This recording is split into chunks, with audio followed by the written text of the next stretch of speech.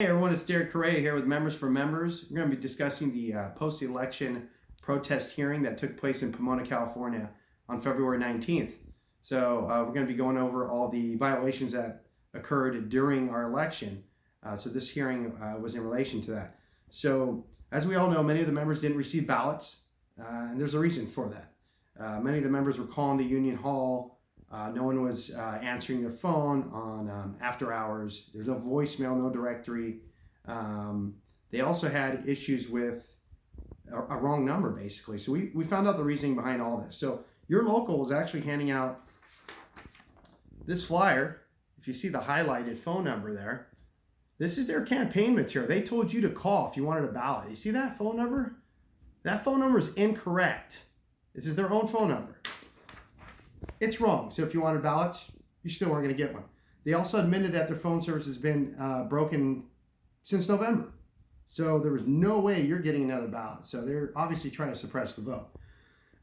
We went over all this during the hearing, and they actually said that their phone service is still broken. So then we move on to the California Elections Company. This was the company hired to run our election. They were hired specifically to do our mailer. And people are asking, Derek, what's a mailer? So this is a mailer. That's our slate. We're on there. It's just basically double-sided. And this election supervisor, he was paid $28,000 by everyone. Our union dues went towards this. So he said he couldn't do it. This is difficult. He's been doing it for 30 years, but he couldn't print this in his printer. So just to understand, it's simple. Everyone gets these. So he couldn't do it. So we had to get a different vendor, which was a 4-day delay. He wouldn't return any of our emails for days. He claimed he never takes vacations. He works 6 to 7 days a week. Yet nomination day was November 6th. He took a vacation from November 7th to November 11th. We had consecutive emails. He did not respond to any of them. So this caused a 4-day delay. We had to go get another vendor again. They printed our material for us. The issue is, and this is a clear violation of the election rules, the ballots have to get to your home the same day as our mailer so that you know who we are and you know who to vote for. That didn't happen. You've got your ballots on a Monday, you received our mailer on a Saturday. That is actually a huge violation considering we paid almost $8,000 for this. And that was us. We paid for it. So we're going to move on to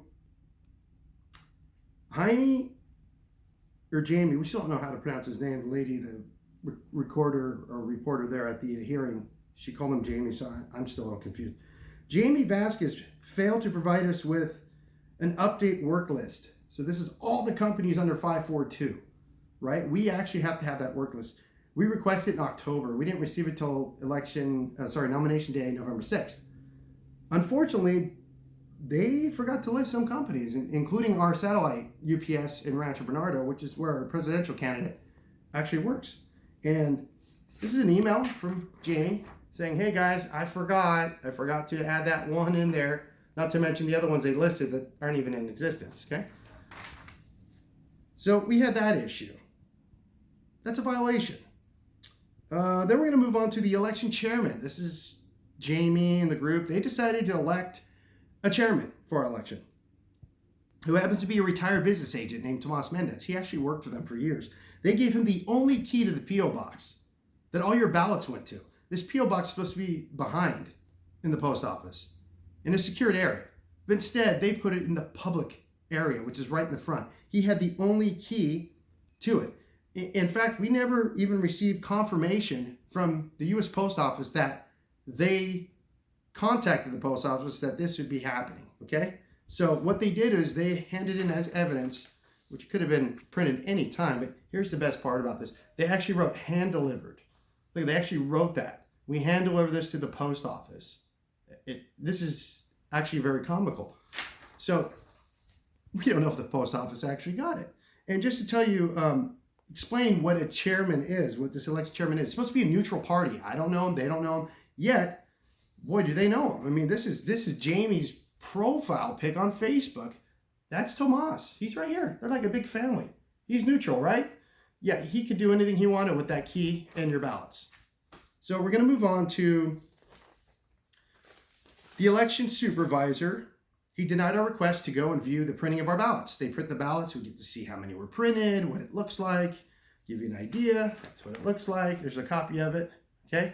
Now I want you to pay attention to something very closely. You see the highlighted part here? It says 9,400 ballots are printed. That's very important. So now we know 9,400 were printed. Okay. They didn't allow us to go to the viewing of this. They emailed me that copy. Said, hey, Derek, it's all good. 9,400, they're printed. Good to go. All right? Then, we're at our hearing. Election supervisor decides to submit as evidence the official ballot card, ballot statement, how many ballots were printed, etc. Okay? Now, here's a huge discrepancy. This is a very big problem. We never got to see this. Never until the day of our hearing. Now, you see here, ballots printed. What does that say there highlighted? That says 10,000. Okay, that's 10,000. My email said 9,400. That's a big problem. So that's an extra 600 ballots, and we don't even know where they went. So then we're going to move on to the next violation. Okay, officers of the current local 542 executive board, right? Phil, Jamie, all the boys. They were handing out campaign literature to employees while the employees were on the clock. This is a big no-no, okay? And we actually took pictures of them doing this in El Centro UPS, and they didn't care. They continued to do so. There's your president. There's your recording secretary, Dwayne. They're just handing out. These guys are in their trucks. These are UPS guys in their trucks on the clock trying to get out of the building. Okay, it's right there. I mean, these guys are campaigning along. No problem. Nothing to see here. Move along. Whole line of trucks just trying to get out of that jam, right? They can't make it, though, because these guys are holding up traffic because they're campaigning on the clock, right? Oh, wow. There's Dwayne actually handing it to him in the truck, right? So Phil states that he was not handing it to them while they were on the clock. And I asked Phil, have you ever been a UPS driver? And he says, no. And I said, you know the rules and regulations that pertain to a package car driver? He said, well, I think they cut corners, you know. They get in the truck even though they're not on the clock. They start that engine even though they're not on the clock. So he's basically throwing all the drivers under the bus, yet he's never been one. So just to give you an idea about this hearing consisted of a three-man panel. These are three principal officers from Southern District. And we had two presenters from the charging party, which is members for members. That would be me and Kurt Marquetta. And then they had two presenters from Local 542, which is Jamie Vasquez and Phil Farias. So all in all, we had 8 witnesses. They had 3. No charges were filed against us, yet we had 13 charges on them. All of our charges had documentation, pictures, etc. Members for members were represented by 4 companies. So our witnesses, etc., we had people from 4 companies: Costco, US Foods, YRC, UPS. So I'd say people are involved and they actually care.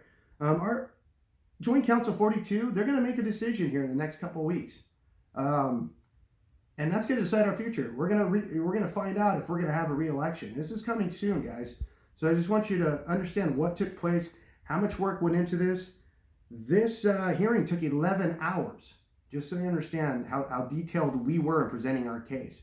But once again, guys, thanks for joining us.